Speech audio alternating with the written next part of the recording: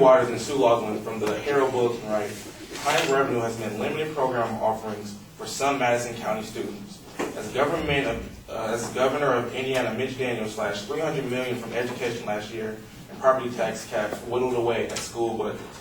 Area school districts started to tighten their belt, cutting art and music programs. In our current economic state, schools are often forced to make really difficult decisions due to budget cuts, and a lot of time music programs are getting cut from schools. I believe that music is beneficial to all students, and I believe that cuts in other areas such as sports would be less harmful to student productivity. My proposition is that spending on music programs in schools will result in better student performance than spending on sports programs. First, I'm going to talk about how contact sports leave students susceptible to injuries such as concussions that can make life in the classroom more difficult. Second, I'm going to talk about how playing an instrument actually improves cognitive abilities in students. And third, I'm going to talk about how music can help combat the everyday stresses of high school and make the classroom a little bit easier for students. I want to start off with the dangers contact sports present to students. A study reported in the Journal of Athletic Training states, interscholastic athletes, i.e. high school athletes, represent the single largest cohort of football players and account for the majority of the sports-related concussions. In a given year, 3.6 to 5.6 of the 1.2 million interscholastic football athletes sustain concussions. Concussion is just a traumatic brain injury that happens when the brain is rattled inside the skull. Dr. Rosemary Scalaro, Dr. Scats Phillips, and medical doctor John Berry did a study on the prolonged effects of concussions in high school athletes and stated, athletes with recent concussions perform significantly worse on measures of attention and concentration than youth athletes with no concussion history. Symptom-free athletes with a history of 2 or more concussions form similar to testing to the youth athletes who had just experienced a recent concussion. Similarly, cumulative grade point averages were significantly lower for not only the youth athletes with 2 or more previous concussions, but for youth athletes who have experienced recent concussions. So I've told you how contact sports can hurt a student's cognitive abilities. Now I'm going to tell you how music programs can improve student cognitive abilities. Richard Elaine, science correspondent for the Telegraph newspaper, says there is growing evidence that musicians have structurally and functionally different brains compared to non-musicians. In particular, the areas of the brain used in processing and playing music. These parts of the brain that control motor skills, hearing, storing audio information, and memory become larger and more active when a person learns how to play an instrument. Things like improved memory and the ability to better store audio information can be very useful to students in the classroom, especially students who are college bound, for helping them out in lecture halls and things like that. In the analysis of the U.S. Department of Education data on more than 25,000 secondary school students, researchers found that students who report consistent high levels of involvement in instrumental music over middle and high school years show significantly higher levels of mathematical proficiency by grade 12.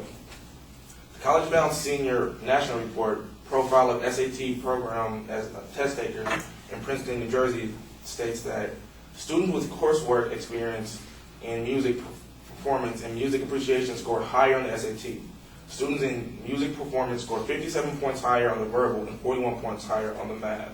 Students in music appreciation scored 63 points higher on the verbal and 44 points higher on the math than did students with no arts appreciation. My third and final point I'll make is that music is a really effective way to relieve stress.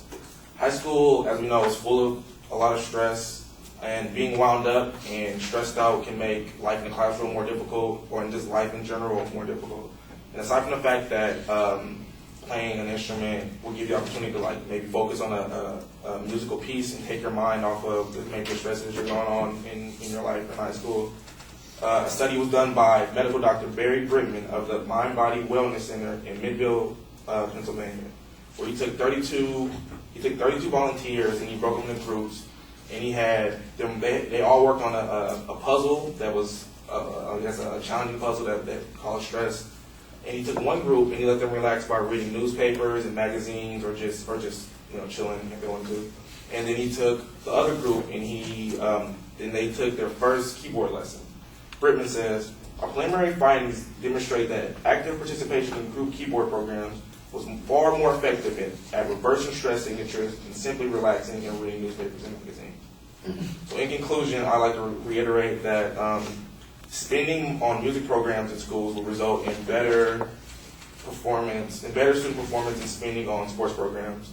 My evidence being, one, the dangers that come along with contact sports, concussions, and how that can hurt you in the classroom. Two, showing the positives of being involved in music, whether it be higher SAT scores, doing better in math, and the improvement of certain brain functions. And lastly, how music is a great way to relieve the everyday stresses of high school.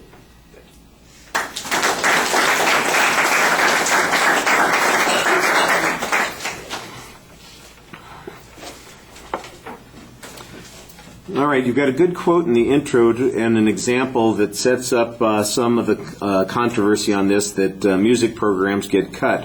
There seems to be a presupposition in the argument that they try to preserve the sports programs and it comes at the expense of the music programs. And I think we need a little bit more information on that, so that whole first point on the sports programs seems a little bit more relevant. Almost everything in the second and the third point is just about how important the music programs can be and how they can produce people's intellect and their performance in the classrooms. And I think that that's all solid. The question then is, how should we organize our priorities? And you're on the brink of a value claim here, saying that one has greater worth than the other. What you need is a little bit more about that they are forced to choose, and that the choice that we're making is going to have a greater long-term negative impact by allowing the sports programs to continue without abatement. Your primary focus, of course, is on football as a problem on that issue. And I'm not exactly sure that the competition is between music programs and the football programs. It's much more likely to be between the music programs and the women's volleyball team or something like that that's going to get cut, as unfair as that might seem to be. I thought you had a lot of excellent evidence. You qualified it consistently. You tried to find solid quotes on the material on it being intellectually important, and I thought on the stuff on the concussions, that was also pretty strong. You have a very good way of speaking to the audience. Even though you're looking at notes, you sound confident when you're speaking. You look up at the audience most of the time. There's good variety in your voice, and that builds a lot of credibility to you as well. Thank you.